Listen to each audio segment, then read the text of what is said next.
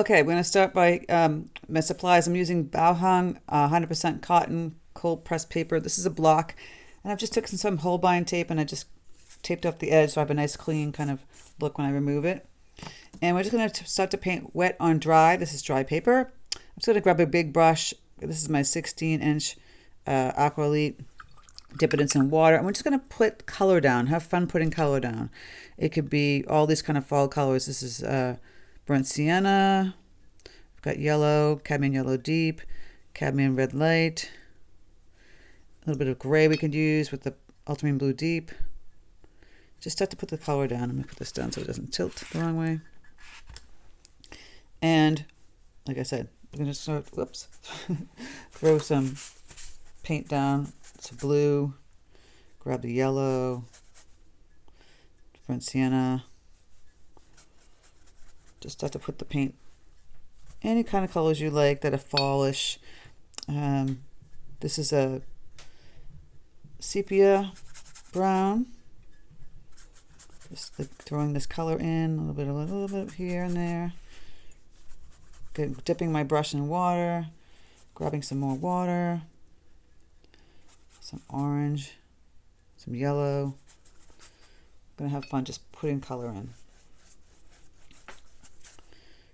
Okay, and then I'm gonna grab my ultramarine blue deep, get some gray tones.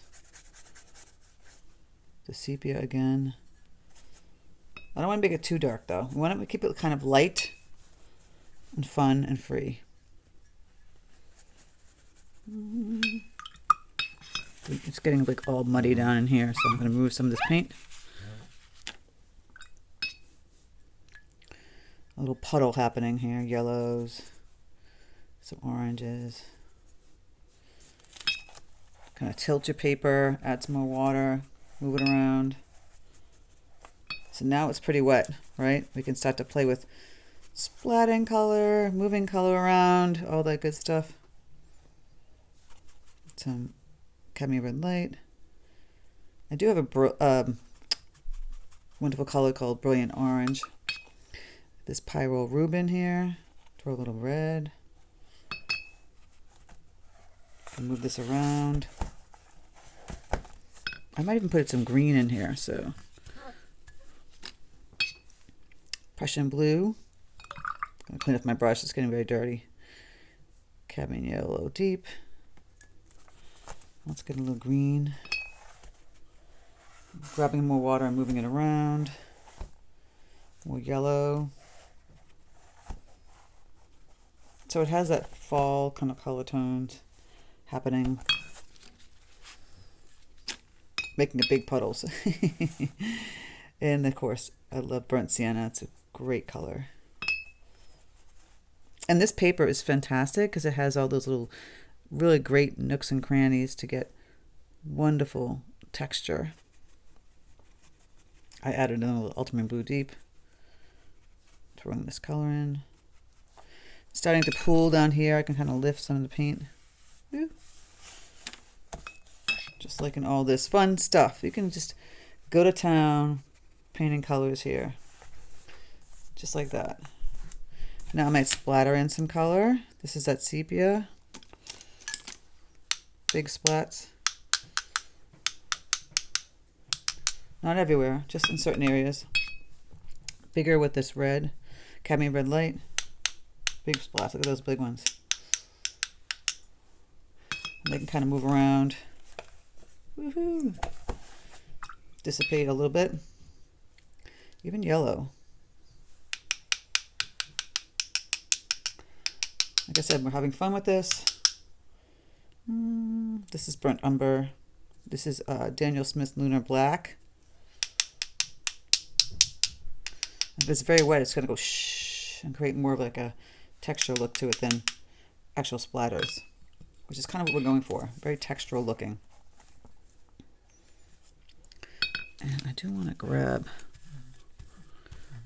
So we don't want it super dark, like I said, because we're going to be painting color on this afterwards, right? Get some colors in there. I'm liking this over here. Maybe a little bit more sepia kind of in here. And it should dissipate, like I said, because it's very, very wet. All the good stuff. Okay, so this is the part. You have to just let it sit, let it dry. And when it dries, we're going to be drawing on top of it and then painting.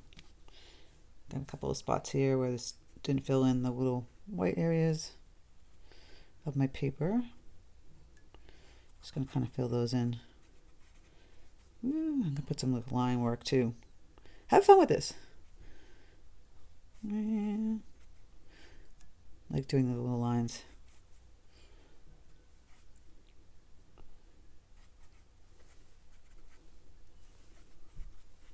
Unexpected. Like chaotic lines, right? Okay, now I'm going to let it sit. Let it soak into the paper with all the colors. It will get much lighter, and then we're going to paint on top of it. So next we're going to draw some leaves on top. I have drawn out some like leaves. These are maple leaves. You can find a vector image of maple leaves all over the internet. Patreon members get this traceable. And you can put the same leaf all over, or you can change it up with different leaves, you know. And I'm going to show you, I'm going to put some of these leaves, I'm going to draw them on my wonderful dried piece of paper here. That's all painted. And then we're going to paint on top of it, which is glazing. Okay, this is where you can have fun glazing. So because watercolor is translucent, it's, you know, when you put water on it, it becomes very translucent. Unless it's right out of the tube, it's not opaque. So I've kind of drawn out my leaves, you know, with pencil, whatever. And we're just going to go on top and like basically fill it in with the color. So I'll give you an example. Here's the sepia color, right? Then I had that wonderful sepia color. And maybe I just make it all, I'm still using this big brush. Maybe I leave just a loose, get a little bit looser. So it's, you can see the color of the colors underneath it coming through. But now you have the edge of this wonderful leaf, this maple leaf. So some of those colors are coming through in the bottom, which is kind of fun. You don't have to use this brush, you can use whatever brush you want. And depending on how thick you want the paint, you'll see some of the colors come through or not, right? And you see some of the patterns happening here. Just a fun way of playing with watercolor, especially if you're starting out and you kind of like, I want to paint something really fun and cool and interesting. This is a great exercise. Now see, kind of gets lost a little bit here. And you can also blend more colors, right? I can grab some cadmium red light, put that in as well. Even some peacock blue, whatever colors, you know, work for you. You can just throw this in. I could put the stem in here like this. It's Prussian blue. I can throw a little bit of that in, just so you can see the edge of these leaves in here more defined. You can just tap in the color there. Really kind of cool. Another thing about glazing is when you put a color upon another color, it changes the color. So if I just put yellow over here, as you can see, just my yellow's a little bit muddy, but I'll loosen it up. The blue's tilting there. So I'll loosen this up. And if I just put yellow over where this area is, it will change it from kind of, because it's red, a lot of red, more of an orange tone. You see this? It's called glazing. It's one of the components of watercolor that makes it so magical. And you're just putting that color upon the color underneath, and it's just going to change the color itself. Try this with blue, and you'll see how it turns green. Obviously yellow upon the red area is orange. And then we can just still kind of bleed in some color. We can just kind of tap in while it's wet and damp. Some pyrol, Rubin. Have a little fun with this one. If it didn't really show that it was a different color, but we got the other colors coming through. Have a little fun. See, wet on wet, because I put the wet color on the wet color. Going back and tapping my yellow.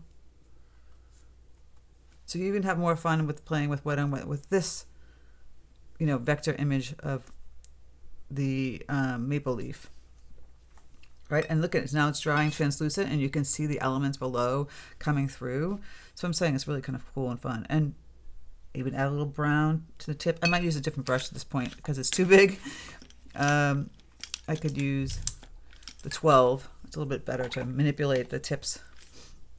So I would grab, what was I grabbing? The brown right on the tips here of the leaf. Or a little bit deeper red brown. Just get a little pointy. And if you don't want to use this brush, is kind of like maybe still cumbersome. You can get a much smaller brush. Again, still, this is an 8 round. So get that nice little point. Kind of filling this all in. And of course, we'd wait for this to dry if you want to put in the veins for the leaf. So I'm going to add some deeper brown. Sepia. You can have fun with all of this, mixing the colors, tapping. Look at that. And like I said, the colors below show through. It's just wonderful, magical thing. I'm flipping this around. So if I want to have this one, I grab this color, which is an unusual color, right? Why would you put that color there, Ellen? Because it's fun. Because why not have colorful, fun leaves? So this is this cobalt turquoise light. Look at that. Now because there's some yellow tones in here, I can start to play with this color. A little pointy with this brush. Just trying to fill in the pointy ends.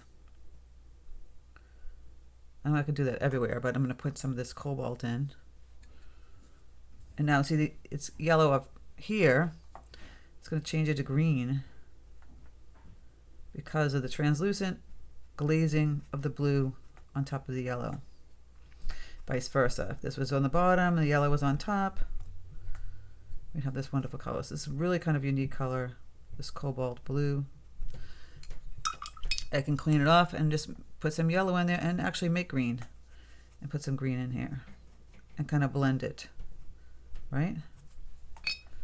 We're having fun with these leaves. They don't have to be one note. Go back and add some brown to the blue. You could even grab some like gold paint. That'd be really kind of cool. Now I've got this red and brown, all these fun colors. The green. Grab a little bit of brown. There's the stem. You could be painting many, many colors of this. Super fun.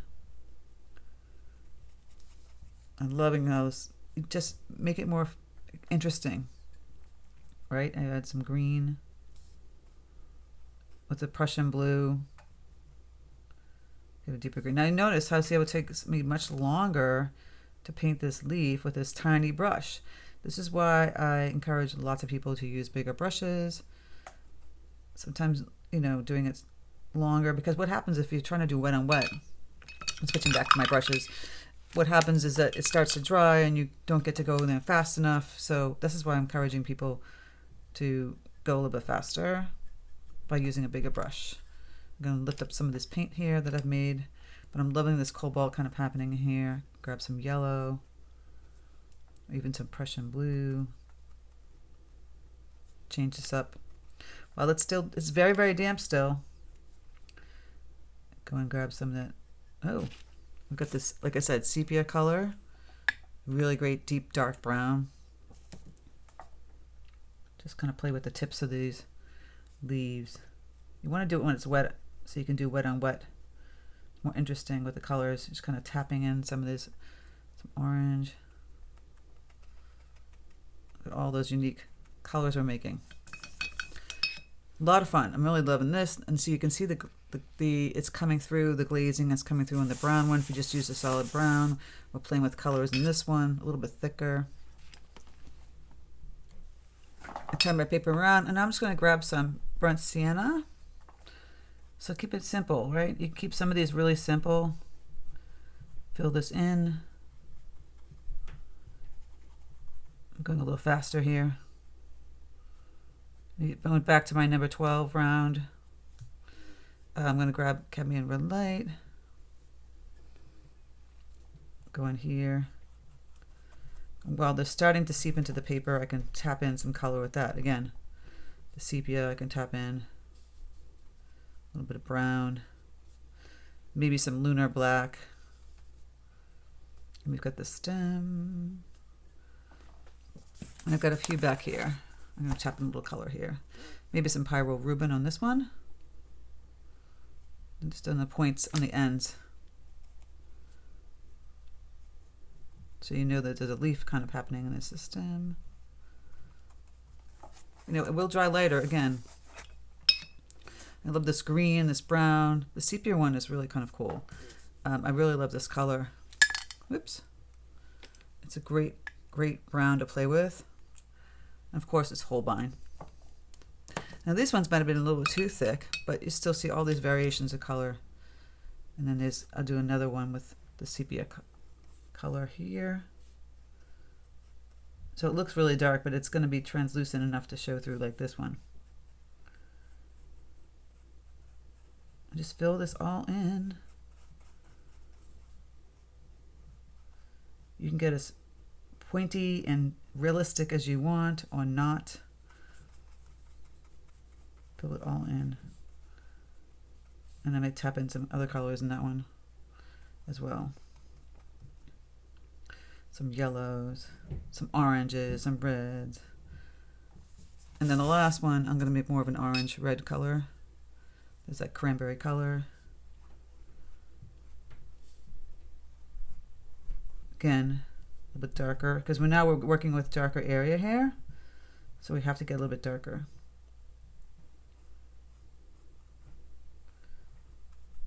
And like I said, you don't have to do maple leaf. You can do any leaf you want. Oak leaf. You can do multiple different types of leaves. Just giving you ideas to play with, especially if you're in a slump and you're like, what should I paint?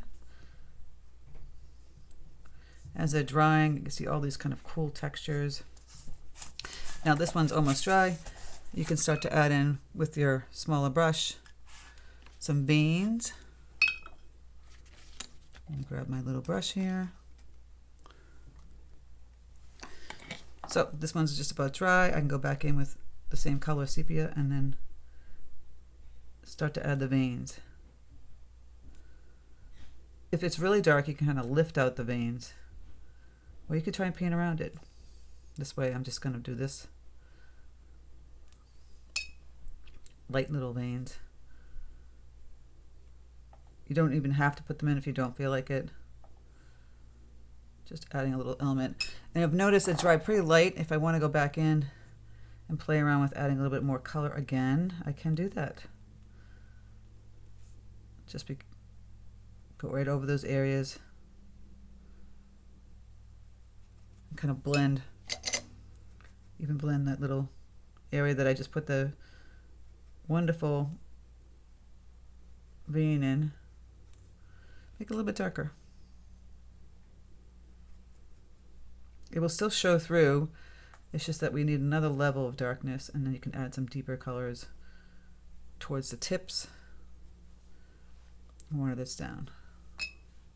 Super fun. See, just add another. You can always, people ask, can you go? Yes, you can go over the picture once it's dry. Don't do it when it's wet, then you can create those cauliflower balloons, unless you don't mind them.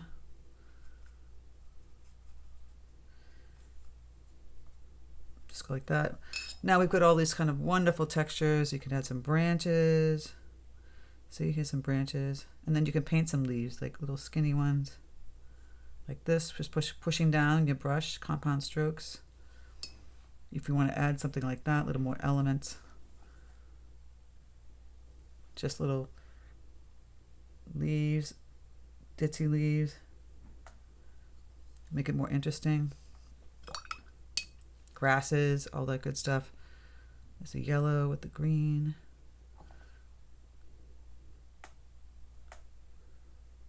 You don't have to add them. It just makes it more interesting. Really kind of cool. Okay, so once you finish all your veins, all the things, if you throw some grasses, like I was throwing some simple green, I'll give it my grass color. Just a really loose, kind of like grasses all around. You don't have to put them in, It was kind of fun just to play around with that. I'll lift up my tape. And what a wonderful picture you have of fall leaves. Kind of really cool, wet on wet, glazing techniques. You can splatter some more. It's great either way. It'd be really cool if you can do this and you can cut it up into a bunch of little pictures because it's all cut off anyway. This is a great watercolor to start out with. And if, like I said, if you're a Patreon member, you get the traceable. Click the link in the description box below. If you want to join my Patreon to get traceables, extended videos, extra videos, and exclusive tutorials on Thursdays that are not on YouTube at all. I have like 1,000 of them, all different kind of categories, and they have a traceable and photographs. And we have a Facebook group. You get first dibs on watercolor workshops and retreats. Great perks, and it helps support my content here on YouTube, which I really appreciate. So thank you so much for stopping by. Take care and talk to you soon. Happy painting.